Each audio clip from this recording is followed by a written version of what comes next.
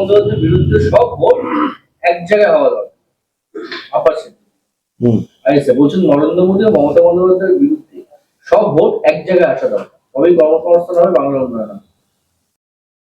তো এর আগে তো বাংলায় একটা সময় কংগ্রেস ক্ষমতায় ছিল 7-এর দশকে, পরবর্তীকালে প্রায় তিন দশকের বেশি সময় সিপিএম ক্ষমতায় ছিল। তাহলে কোথায় চাকরি?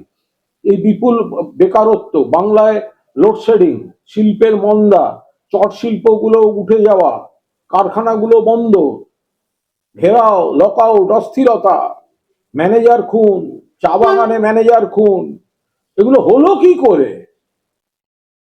আর আজ মমতা বন্দ্যোপাধ্যায়ের নেতৃত্বে পশ্চিমবঙ্গে উন্নয়নটা চলছে, বিপুল কর্মসংস্থান, উন্নয়ন, বড় শিল্প, মাঝারি শিল্প, মেধাভিত্তিক শিল্প, হস্ত কুটির শিল্প, সমস্ত ভাবে মানুষের আয় বাড়ানোর কাজ চলছে। সেখানে যারা এই ধরনের মন্তব্য করেন তারা ঘুরিয়ে বিজেপির হাত শক্তিশালী করছেন।